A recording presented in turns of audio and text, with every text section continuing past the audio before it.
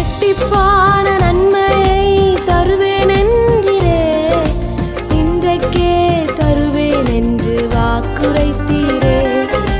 இழந்ததை திரும்ப தருவேன் என்று சொன்னீரே, இரட்டிப்பான பங்கையும் தந்திடுவாரே. நீதிமொழிகள் 21வது அதிகாரம் அதனுடைய 31வது வசனம், ஜெயமோ கர்த்தரால் வரும். எனக்கு அன்பான தேவ பிள்ளைகளே, உங்க காரியத்துல ஆண்டவர் உங்களுக்கு 100% வெற்றியை கர்த்தர் தரப்போகிறார். இன்னைக்கு நீங்கள் உங்க வாழ்க்கையில தோற்று போனவர்களா இருக்கலாம்.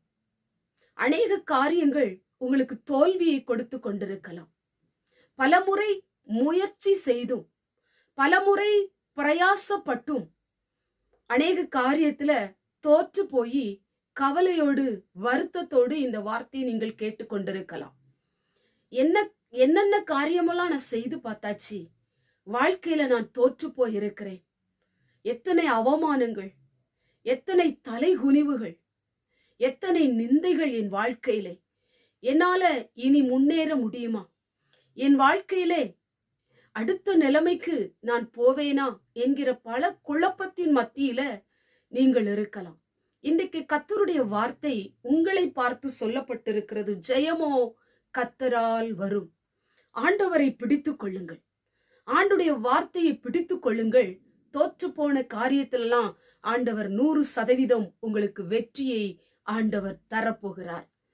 வாழ்க்கையில தோல்வி, தொழில்ல தோல்வி, படிப்புல தோல்வி, வழக்குகள்ல தோல்வி, இன்னும் வருமானத்துல தோல்வி, கடன் பிரச்சனையில தோல்வி, இப்படி பல தோல்விகள் யாரிடமும் சொல்ல முடியாதபடி நீங்கள் அழுது கொண்டிருக்கலாம். இன்றைக்கு கர்த்தர் உங்களுடைய தோல்வியை கர்த்தர் பார்க்கிறார். எந்த இடத்துல தோற்று போனீர்களோ, எந்த இடத்துல தலைகுனிந்து போனீர்களோ, எந்த இடம் உங்களை தோல்வி அடைய செய்ததோ அந்த இடத்திலே நீங்கள் தலை நிமிர்ந்து நிற்கும்படி ஆண்டவர் கிருபை செய்ய போகிறார். நீ தோற்று போவதில்லை. கர்த்தர் உங்களுக்கு வெற்றியை கொடுக்க போகிறார். கர்த்தர் உங்களுடைய தோல்விகளை தாண்டி ஒரு வெற்றியின் பாதையில உங்களை ஆண்டவர் நடத்த போகிறார். இனி நீங்கள் ஜெயத்தை பார்க்க போகிறீர்கள், வெற்றியை பார்க்க போகிறீர்கள். கர்த்தர் உங்களுக்கு கிருபை செய்ய போகிறார். உங்களுடைய பிரயாசத்தை விட்டுறாதீங்க, முயற்சியை விட்டுறாதீங்க, ஜெபத்தை விட்டுறாதீங்க, நம்பிக்கையை விட்டுறாதீங்க. வசனத்தை பிடித்துக் கொள்ளுங்க, ஆண்டவரை பிடித்துக் கொள்ளுங்க, வெற்றியை நீங்கள் காண்பீர்கள். கண்களை மூடி ஜெபம் பண்ணுவோம்.